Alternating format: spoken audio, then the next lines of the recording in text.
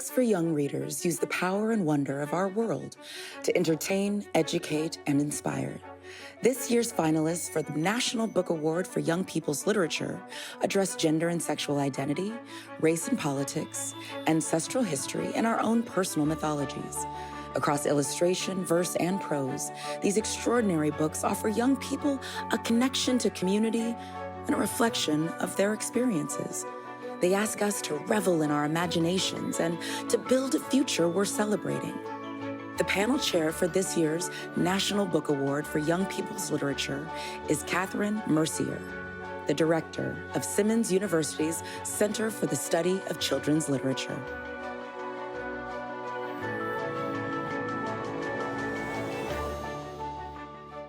Well, here we are. It seems to have taken so very long to get here, and yet it's as though we just started meeting and reading yesterday. I want to thank you all. What a privilege it has been to participate in the 2021 National Book Awards and to foster a nation of readers by elevating excellence in new books published for young people. I want to thank Ruth and Anne for their undying support.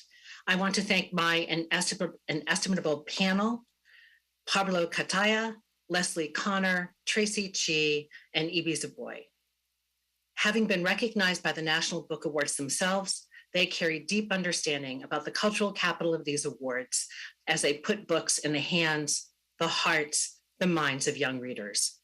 Pablo, Leslie, Tracy, and Ibi experienced personally the exuberant audiences and the engaged readers the National Book Award has brought to their books.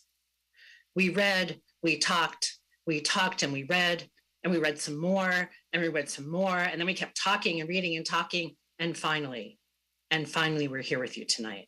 Pablo graced us with his wit and passion for distinctive storytelling. Leslie cheered the ambitions of each book and called out details of character and narrative arc. Tracy asked us to look deeply to understand not only what a book did, but also what it could do. Ibi enriched our discussions with a commitment to the transformative power of literature. I learned new ways of interrogating, appraising, appreciating books published for young people. I will never read and I will never teach the same ever again. Thank you all.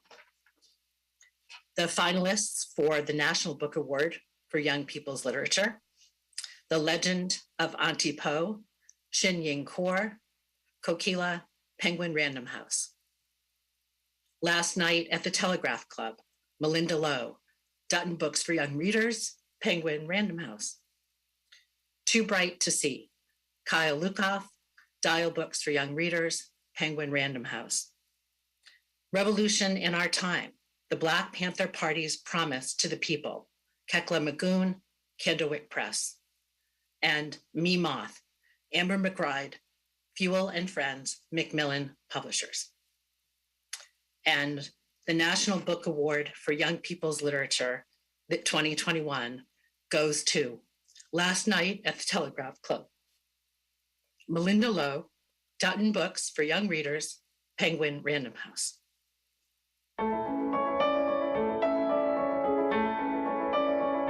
Malinda Lo, Last Night at the Telegraph Club, Dutton Books for Young Readers, an imprint of Penguin Random House.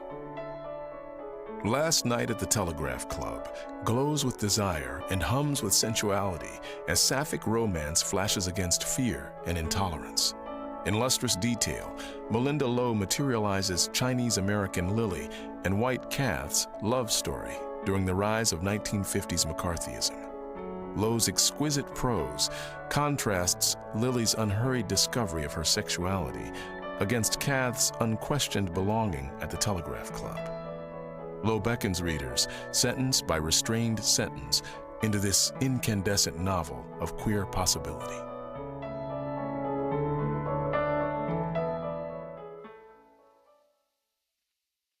Oh my God, wow.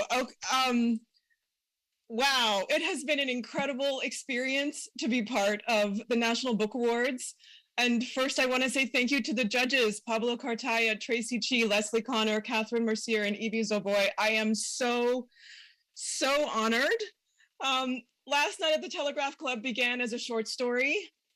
And I want to thank my friend, Sandra Mitchell, for giving me the opportunity to write that story. Thank you to my agent, Michael Barrett, for seeing the novel in that story and inspiring me to see it too. Thank you to my editor, Andrew Carr. Working with you has been transformative, and I am so grateful to have you on my side. Oh my God, thanks to my publisher, Julie Strauss-Gable at Dutton, and everyone at Penguin Young Readers, everyone at my agency, Distel, Goderich, and Barrett. So many people have worked so hard behind the scenes to get this book in front of readers. Thank you. Parts of this novel are in Chinese, and I wouldn't have been able to write them without the help of my parents and my aunt. Mama, Baba, Gugu, Xie Xie. And to my grandmother, Nai Nai, you may not be in this world anymore, but you are here with me in every book. To my wife, Amy, thank you for all the ways that you support me. I love you. And one more thing. When my first novel came out in 2009, it was one of 27 young adult books about LGBTQ characters or issues published that year. This year, hundreds of LGBTQIA books have been published. The growth has been incredible, but the opposition to our stories has also grown. This year, schools across the country are facing significant right-wing pressure to remove books about people of color, LGBTQ people, and especially transgender people from classrooms and libraries. I urge every one of you watching to educate yourselves about your school boards and vote in your local elections. 2022 is coming, and we need your support to keep our stories on the shelves. Don't let them erase us. Thank you.